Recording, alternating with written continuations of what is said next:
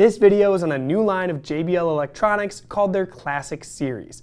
JBL has been synonymous with fantastic sound for several decades. From the Grateful Dead's Wall of Sound to venues like the Ryman Auditorium to being the choice when you want the very best in home theater, there is no question JBL engineers some of the most desired gear in the audio world. Now, when they relaunched their classic JBL 100 from the 70s with all new tech back in 2019, we had no idea how successful their Classic Series would become. JBL now has a full line of speakers that harken back to the look and feel of their early days, but with all new technology. And what better way to follow up with their success than a new line of electronics using the same classic design concept? JBL went back to the vintage look of gear from the 60s and 70s when settling on the cosmetic design of their new Classic Series. Those were the years of wooden side panels paired with aluminum faceplates. As a matter of fact, the JBL SA550 Integrated Amp from the 60s was the main inspiration for this new series. If you take a look at one of those, you'll see a whole lot of similarities with the new SA550 Integrated Amp. And I love the way the original JBL exclamation point logo lights up when you turn them on and then switches from red to orange when you come out of standby. There are 4 new models in this new series with the SA550 Integrated Amplifier, the TT350 Turntable, the MP350 Streamer, and the CD350 CD Player. They look great as a stack, but each one individually can stand on its own merits. All of the units share the same cool looking vintage buttons except the Streamer, which has no buttons on the front at all. Now, when we unpacked these, we were taken by how solid and well made they feel. The pictures really just don't do them justice until you pick one up and have a really close look. The knobs on the amplifier all feel very solid, and the buttons used on most of the units have a very nice feel as well. They certainly captured that vintage feeling of well-made gear from decades ago. But the sound and feature set from all of these is definitely not vintage and is full speed ahead on the latest audio technology. The SA550 is probably our favorite piece because it offers so much for its selling price. A couple of years ago, JBL came out with the SA750, which is a bigger version of the SA550. This used one of the top-of-the-line ESS DAC chips, and you'll find the same one in the SA550. For those of you curious about what a DAC is, it is the critical piece of tech that converts digital music into analog. A good DAC with great supporting electronics and power supply will sound far better than a basic one. Another very nice piece of tech the SA550 has is its Class G amplifier section. Now, Class G is a new type of amplifier design that gives you the best of Class A and Class AB. The perfect amp would be all Class A.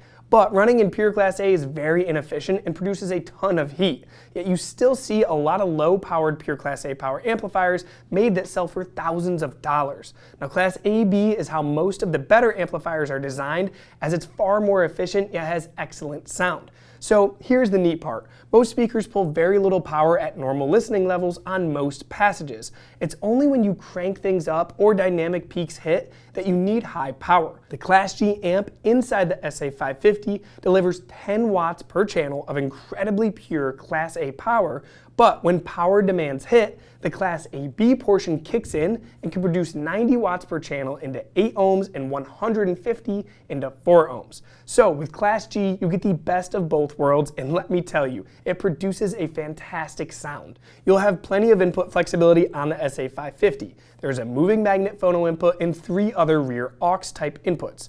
Home theater enthusiasts will be happy to know that SA550 has a processor bypass mode you can select for any of the other 3 rear aux connections.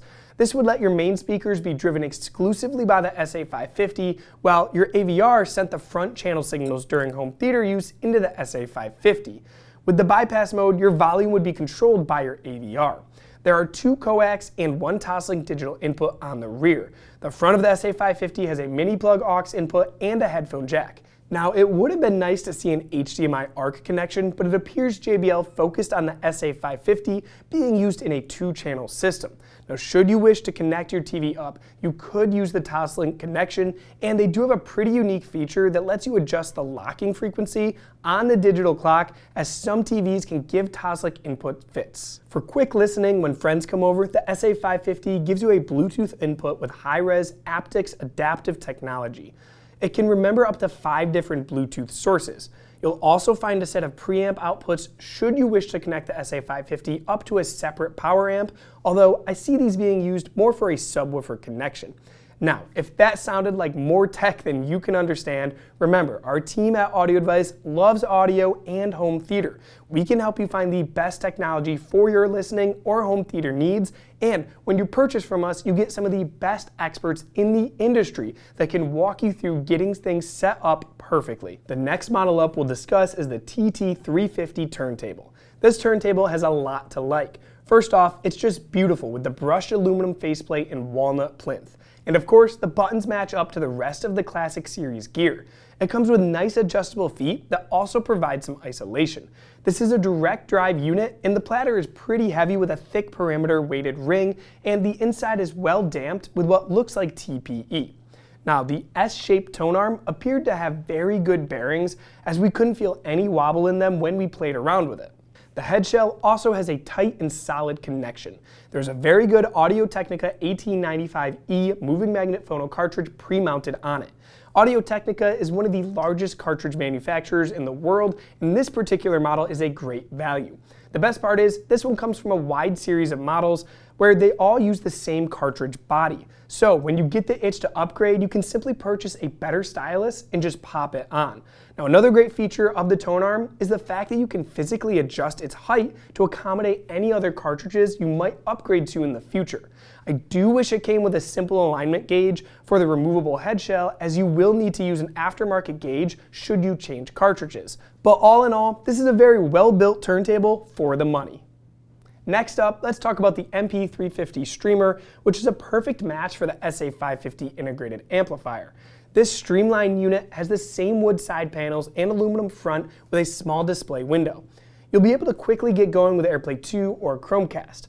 It also supports Spotify Connect and Tidal Connect with MQA. It is also Roon ready for those of you who are Roon users. And the TI DAC inside can do up to 24-bit 192 kHz audio. One quick tip is if you're pairing up the MP350 with the SA550 Integrated, I would recommend that you use the coax digital out found on its rear panel and go into the SA550, since the DAC inside the SA550 is superior to the one in the MP350. Now, if you have a large CD collection, the CD350 will be a great match for the SA550 Integrated Amp. While it looks like your average CD player at first glance, it has a few tricks up its sleeve. Like all CD players, it will play back your Redbook CDs. But if you have ripped in WAV, FLAC, or MP3, it can also handle ripped CDs as well. It also has a rear USB port that supports the same type of files. And you are not limited to the standard 44.1K sample rate. The CD350 has you covered for 32, 44.1, 48, 88, and 96K formats. We were especially impressed with the well-made and solid drawer mechanism on the CD350 as well. And just like the MP350, while the DAC and digital circuitry inside the CD350 is very good, the SA550 is better. The CD350 gives you both a Toslink and coax digital out to enable this better method with the SA550. We set the complete stack up in a system we were very familiar with, where they were driving the JBL 4367 speakers. These are some incredibly revealing speakers. As we were connecting things up, we were once again very impressed with the fit, finish, and build quality of this moderately priced gear in today's market. Now, we connected up the CD player via a digital cable to the SA550. One thing we noticed when selecting the input is the fact that there's a whole lot to scroll through, and there does not appear to be a way to delete the ones that you're not using. Now, we finally found CD digital, which is where we had it physically connected, and away we went. We had just gotten a new CD from a local public radio station called Crowd Around the Mic, which is always fun to listen to. Now, after a first couple of cuts, it was clear.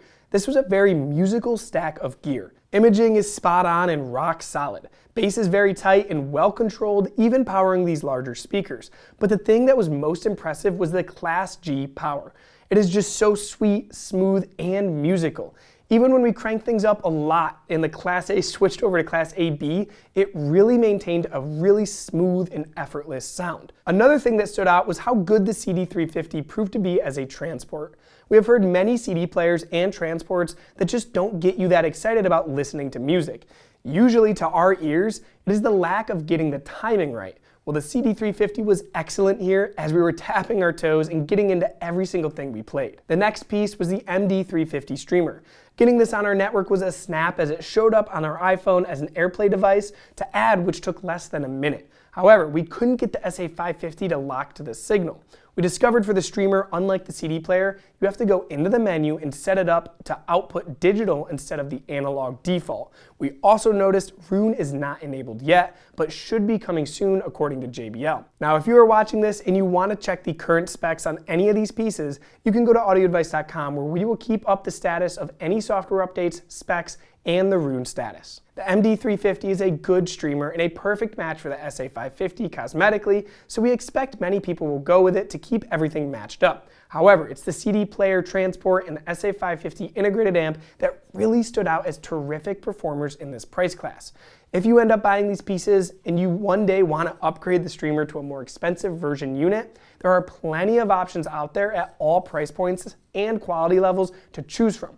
Now, if you're looking for an upgrade piece, feel free to chat or talk with our team of experts at audioadvice.com or just stop by one of our award-winning showrooms. We just live and breathe this gear and we would be happy to help you out. Finally, we checked out the turntable. The only complaint we had here was minor, but if you quickly lower the Q lever, it will cause the arm to move back just a bit on the way down before it hits the record, so you don't wind up exactly where you thought you were landing. Now, the AT cartridge tracked really well on this arm, even on some difficult passages.